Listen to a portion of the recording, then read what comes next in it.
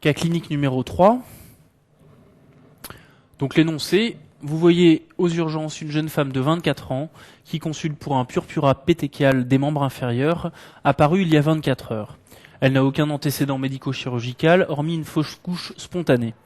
À l'examen, elle est apyrétique, l'auscultation cardio-pulmonaire est normale, il n'y a pas d'adénopathie périphérique ni d'hépatosplénomégalie. L'examen buccal note quelques pétéchies du voile du palais. Vous faites réaliser un bilan biologique que voici. Hémoglobine 13,7 g par décilitre, leucocytes 6300 par mm3 avec une formule normale. Les plaquettes sont à 25 000 par mm3. Les questions. Première question, quel diagnostic en le justifiant évoquez-vous? Question 2, quel est le mécanisme de la thrombopénie? Question 3, quelles sont les deux mesures à prendre en général pour s'assurer d'une thrombopénie? Quel examen confirmera le diagnostic et quelles en sont les contre-indications? Question 4, quel est votre traitement? Question 5, après 6 mois de traitement bien conduit, la thrombopénie persiste, vous prévoyez une splénectomie. Quelles sont les mesures à prendre et les risques liés à ce geste? Question 6, quelle est l'hypothèse à évoquer si le taux de plaquettes ne remonte pas en post-opératoire, si la patiente se plaint à 5 jours d'un hoquet associé à un fébricule? 7. Finalement, la splénectomie se déroule sans incident et le chiffre des plaquettes redevient normal par la suite. Un an plus tard, 48 heures après son retour en avion d'un long voyage, elle consulte pour un essoufflement survenu brutalement. Elle vous raconte que depuis 2 mois, elle a des douleurs des chevilles et des poignets, ainsi qu'un coup de soleil au visage qui ne veut pas partir. À l'examen, votre patiente a une fréquence respiratoire à 24 par minute, un pouls à 110 par minute, une tension artérielle à 130/80 et 38. L'auscultation est normale, la jambe droite est rouge et augmentée de volume. Quel diagnostic complet suspectez-vous? Question 8. Quel examen complémentaire simple, réalisable dans la chambre du patient, faites-vous pour conforter votre diagnostic? Question 9. Quel examen demandez-vous en premier lieu pour valider votre hypothèse de la question 7? Question 10. Votre diagnostic est finalement confirmé. La créatinémie est à 70, les plaquettes à 190 000. Quel est votre traitement?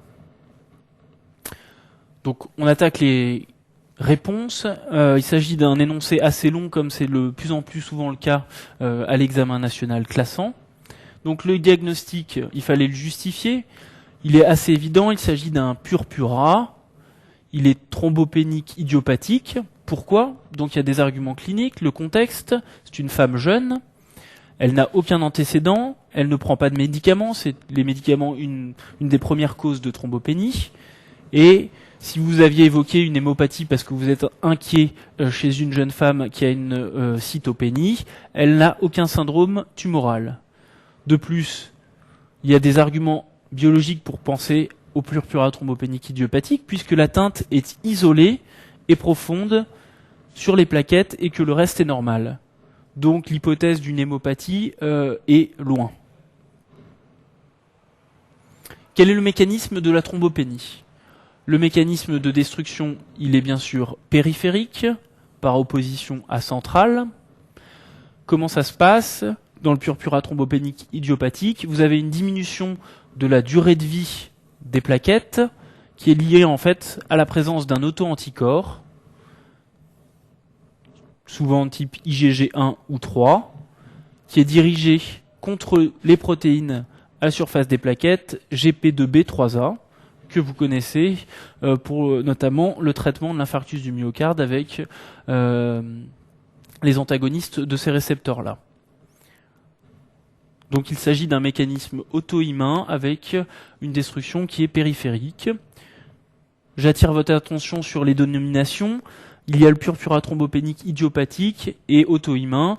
On utilise idiopathique pour les causes où il n'y a pas d'argument pour une origine secondaire, c'est-à-dire par exemple un lupus ou une hémopathie maligne. Dans ces cas-là, dans le cas d'un lupus par exemple ou d'une hémopathie maligne, on parlera de purpura thrombopénique auto-immun. Voilà cette petite précision sur les dénominations. Question 3. Quelles sont les deux mesures à prendre en général pour s'assurer d'une thrombopénie? Donc, pour s'assurer de la véracité d'une thrombopénie, il faut faire un frottis sanguin, rechercher des amas et faire un contrôle sur tube citraté. Une petite explication, effectivement, c'est la présence d'amas et sur des tubes EDTA classiques, il peut y avoir des fausses thrombopénies qui sont en fait liées à l'EDTA. En fait, l'EDTA, il peut démasquer un épitope cryptique des récepteurs GB2B3A, et chez une personne sur 6000, il y a la présence d'un auto-anticorps contre cet épitope qui normalement n'est jamais dévoilé, sauf en présence de DTA. Voilà, donc si vous faites sur un tube citraté, vous n'aurez pas cet entre guillemets artefact. L'examen à faire, bien sûr, c'est le myélogramme, confirmer le diagnostic. La moelle sera riche. Pourquoi ? Elle sera riche parce que vous avez une origine périphérique, donc la moelle osseuse en elle-même n'est pas malade et elle va réagir de façon adaptée en augmentant la production des mégacariocytes. Il n'y a pas d'envahissement médulaire. De façon pratique, pour l'examen national classant, il faudra toujours répondre à cette question myélogramme, mais dans les services d'hématologie, il est de moins en moins fait, puisque effectivement, comme il y a une cytopénie isolée et un examen clinique parfaitement normal, il n'y a pas beaucoup d'autres causes que celle-ci. Donc le myélogramme est de moins en moins fait, mais il reste à répondre à l'internat. Les contre-indications du myélogramme, une petite question de cours. Donc c'est les antécédents surtout de chirurgie cardiaque, d'irradiation médiastinale, puisque le myélogramme se fait par ponction sternale, et puis des troubles sévères de la coagulation de l'hémostase. Ça contre-indique le myélogramme. Je vous ai mis que le myélogramme n'était pas contre-indiqué, bien sûr, par la thrombopénie. C'est plutôt une indication à faire un myélogramme. Le traitement. Comme toujours, on répond où est-ce que le traitement va se faire. Je vous ai répondu en hospitalisation, dans un service traditionnel. Ça pourra se discuter, j'y reviendrai. Mais pour l'internat, je pense qu'il faut répondre ça, être prudent. Avec un repos au lit, éviter tout geste traumatique qui pourrait, dans le cas de la thrombopénie profonde, provoquer des hématomes. Il faut donc encore arrêter les bêtises, donc c'est-à-dire proscrire tout geste invasif, que ce soit une biopsie, une ponction lombaire, les intramusculaires, et tout médicament qui modifierait l'hémostase primaire, donc pas d'aspirine et pas d'AINS. Le traitement, il est spécifique, c'est une corticothérapie qui se fait à forte dose. Les doses ne sont pas à connaître pour l'internat, par voie orale. Il y a une dose d'attaque à 1,5 mg kg jour pendant un mois, puis il y a une décroissance progressive. Ce traitement, je l'ai mis à l'hôpital, puisque je pense que pour l'internat, il faut être prudent. Mais c'est vrai qu'à ce taux-là, comme il n'y a aucun signe de gravité hémorragique, qu'il y a 25 000 plaquettes, il y a des services et des hématologues qui prescriront un traitement ambulatoire avec une surveillance rapprochée de la numération. Mais je pense que pour vous, il faut répondre hospitalisation et surveiller la patiente une petite semaine pour voir si les plaquettes remontent. Les mesures associées à la corticothérapie, il ne faut pas les oublier, c'est important. Ce sont les apports potassiques et calciques pour prévenir l'ostéoporose cortisonique. Dans les recommandations, c'est au bout de 3 mois de corticothérapie. Une protection gastrique par des inhibiteurs de la pompe à protons ou des pansements gastriques. Et après, les règles hygiéno-diététiques pour éviter tout hyperglycémie ou apparition d'œdème. Donc le régime peu salé et pauvre en sucre. Chez cette patiente qui est jeune, il ne faut pas oublier la contraception orale, puisque avec la thrombopénie, elle risque d'avoir des ménométrorragies. Donc on donne un progestatif continu à type de métergin qui va bloquer transitoirement les règles. Il faudra faire une surveillance. Et je vous rappelle qu'il n'y a pas d'indication à une transfusion, puisque le mécanisme, c'est une destruction périphérique. Les transfusions, dans le cas d'un purpura thrombopénique idiopathique, elles sont uniquement recommandées s'il y a un saignement grave. Et là, vous n'avez pas d'indication aux IGIV. Les IGIV, ils ont un mécanisme d'action qui est rapide, mais transitoire. Et là, à 25 000 plaquettes, il n'y a pas d'indication pour les immunoglobulines et les transfusions. Petit 5, après 6 mois de traitement, la thrombopénie persiste, vous prévoyez une splénectomie. Donc, je vais m'arrêter 2 secondes pour vous expliquer pourquoi on veut faire une splénectomie. C'est parce que là, vous avez la production d'auto-anticorps qui sont dirigés contre les plaquettes. Et vous savez que la rate, c'est un organe qui a plusieurs fonctions, qui est assez important, et notamment le rôle de destruction de tous les éléments du sang qui sont non fonctionnels. Et dans ces cas-là, le complexe entre les plaquettes et l'auto-anticorps va être détruit au niveau de la rate. Il va y avoir une séquestration splénique. Donc c'est un très bon traitement du purpura thrombopénique idiopathique si la corticothérapie n'a pas fonctionné. Quelles sont les mesures à prendre pour ce geste? Les mesures à prendre, bon, là j'ai été un peu tatillon, c'est d'obtenir le consentement éclairé de la patiente, mais c'est vrai que c'est important, on ne va pas l'opérer sans lui demander son avis, en lui expliquant bien sûr, en l'informant. Il faut s'assurer avant la chirurgie d'un taux de plaquettes supérieur à 80 000, et ça, les immunoglobulines, comme ça agit rapidement, ça sera votre traitement choix. Vous hospitalisez la patiente 3-4 jours avant, vous faites les immunoglobulines, quand ça remonte au-dessus de 80 000, voire 200 000, vous faites la chirurgie, le chirurgien s'occupe de la splénectomie. Il faudra, de manière préventive, vacciner la patiente en préopératoire contre le pneumocoque et l'hémophilus, et éradiquer tous les foyers infectieux. Et là, l'élément le plus important, qui va également dans le même sens que les deux points précédents, c'est l'antibiothérapie au long cours. Ça vaut un 0 à la question si vous l'avez oublié, par auracyline. Pourquoi? C'est parce que ces patients qui n'ont plus de rate, ils ont un risque très important d'infection foudroyante à pneumocoque. Là, un petit rappel physiopathologique. Pourquoi, quand on n'a plus la rate, on est sensible à ce type d'infection?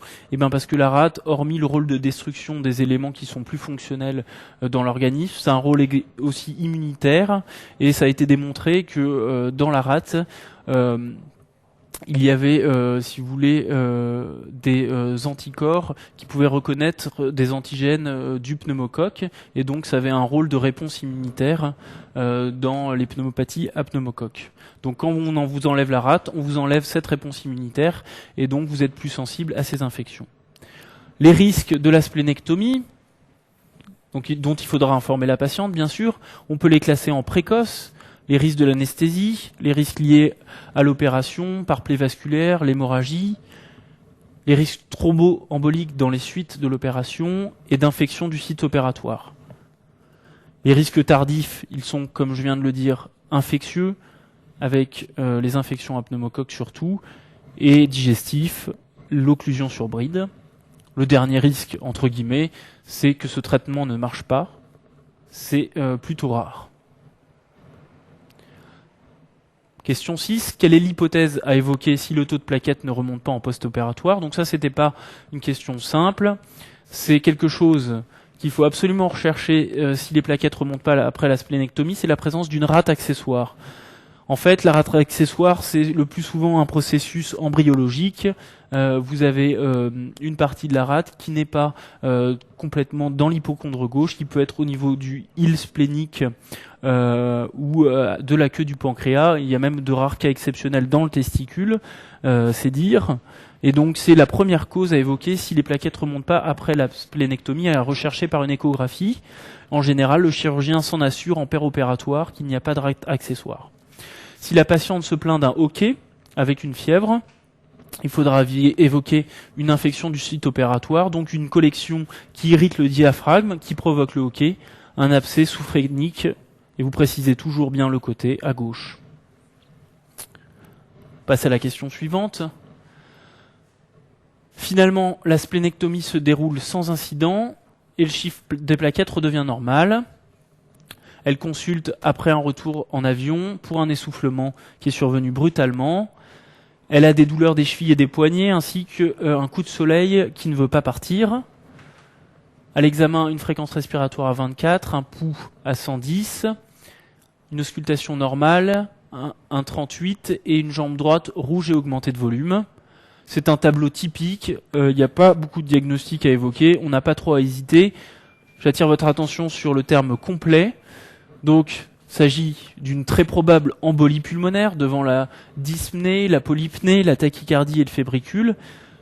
Dans l'énoncé, il n'y a pas de signe de gravité. Il y a toujours l'embolie pulmonaire sans signe de gravité et l'embolie pulmonaire grave. Là, il manque les facteurs de gravité gazométriques, mais on n'a pas l'impression qu'il y ait de signe de gravité.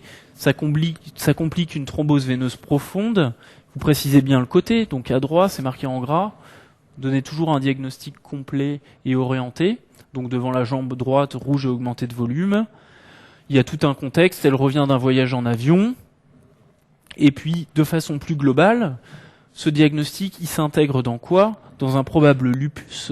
Pourquoi on dit ça? Parce que, petit 1, il y a les polyarthralgies, donc les douleurs des chevilles et des poignets, dont elle vous a fait part, qui doivent donc attirer un petit peu pour évoquer ce diagnostic. Et en 2, il y a ce dont elle décrit comme, si vous voulez, un coup de soleil qui ne parle pas, c'est l'éruption classique malaire au niveau du visage du lupus.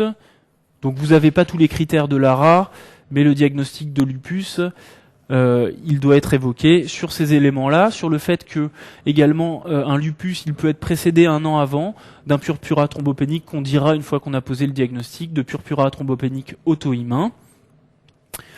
Et de plus, vous évoquez devant ce tableau de thrombose veineuse un syndrome des xanthoïdes phospholipides, en vous rappelant, ça vous renvoie quand même à l'énoncé où il y avait un antécédent, le seul, de fausse couche spontanée. Donc le diagnostic, j'ai moins coté, mais on peut facilement l'évoquer sur tous les éléments que je viens de vous dire dans l'énoncé. Question 8. Quels examens complémentaires simples, donc réalisés au lit du patient, faites-vous pour conforter votre diagnostic? Donc, l'un des éléments faisables au lit du patient, c'est l'électrocardiogramme. On voit qu'il y a une tachycardie sinusale. Il peut y avoir des signes droits très évocateurs d'une embolie pulmonaire, avec une déviation axiale droite, un bloc de branche droit ou un aspect de S1Q3. Vous faites une radiographie pulmonaire. Cette radiographie, il faut la faire au lit, puisque vous allez voir dans le traitement, la patiente n'a pas le droit de se lever. Donc vous faites une radiographie pulmonaire de face au lit. Un argument fort serait qu'elle soit normale, qu'il y ait une ascension de la coupole diaphragmatique, éventuellement un épanchement pleural ou une scissurite, ou une atélectasie, un infarctus pulmonaire. Je rappelle, infarctus pulmonaire, c'est une opacité triangulaire avec une base qui est périphérique. La dernière chose qu'on fait au lit du patient, bien sûr, les gaz du sang avec le très évocateur effet Shunt, une hypoxie, une hypocapnie, parfois une alcalose. Question suivante. Quel examen demandez-vous en premier lieu pour valider votre hypothèse de la question 7, donc de l'embolie pulmonaire associée à une thrombose veineuse profonde? Alors, je ne veux pas m'attirer les foudres, mais je pense que l'examen à faire en premier lieu, c'est un échodoppler des membres inférieurs. Pourquoi? Parce que le tableau il est très typique d'embolie pulmonaire. Là, vous allez confirmer la thrombose veineuse profonde, qui est fortement suspectée. Donc, vous allez encore avoir un argument de plus pour l'embolie pulmonaire, qui est déjà très dont le tableau est très évocateur. Et toutes les investigations pulmonaires, elles ne changeront pas finalement le diagnostic si votre examen il est positif. Donc je pense que c'est l'examen à faire en premier lieu avant un éventuel angioscanner ou une scintigraphie. Votre diagnostic, donc, il est confirmé. Quel est votre traitement? Toujours une hospitalisation en urgence. Ce qu'il ne faut pas oublier, c'est le repos strict au lit, avec les bas de contention, l'oxygénothérapie qui sera adaptée selon les gaz du sang. Donc ça, c'est la mise en condition, ces deux lignes-là. Alors, la pierre angulaire du traitement, c'est le traitement anticoagulant efficace, donc à dose efficace, un mot-clé aussi. Là, ce qu'il faut utiliser maintenant, c'est dans toutes les conférences de consensus, en premier lieu, c'est une HBPM. La dose, elle est à connaître. Dans la question d'internat du programme, il y a un petit p, donc il faut connaître cette posologie, c'est 175 unités kg/jour en une ou deux injections. Une injection, ça sera de l'Inoep. 2 injections par jour, ça sera plutôt de l'Ovenox. Le relais précoce par AVK, à J0 ou J1. Là, je vous ai mis durée minimale de 6 mois, parce qu'effectivement, si on est dans le cadre d'un lupus, se discute un traitement beaucoup plus prolongé. J'aborderai pas cette question maintenant. Les HBPM, faut les arrêter dès que l'INR est supérieur à 2. Il faut qu'on s'en soit assuré sur 2 prélèvements successifs. Il faut éduquer la patiente aux AVK et notamment lui fournir le célèbre carnet où elle mettra tous ses INR et la posologie de ses AVK. Et on termine toujours par la surveillance. Donc les références, avec bien sûr la posologie pour les thromboses veineuses profondes et embolies pulmonaires, les traitements anticoagulants. Donc je vous rappelle un petit peu tout ce qui est médico-légal. Vous allez opérer quelqu'un, il faut l'informer sur les bénéfices de l'opération, les éventuels risques. Faut éduquer le patient à tous les effets secondaires qui peuvent survenir.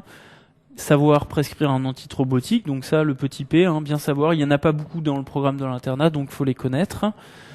Je rappelle que bien sûr, alors bon, il y a encore quelques personnes qui ne le savent pas, mais la thrombopénie, c'est pas une contre-indication au myélogramme, c'est plutôt une indication pour comprendre ce qui se passe. Et vraiment, ce qu'il faut pas oublier, c'est l'antibioprophylaxie, le risque de la splénectomie. Après, les risques précoces, c'est bien sûr le risque infectieux. Et c'est la première cause de décès.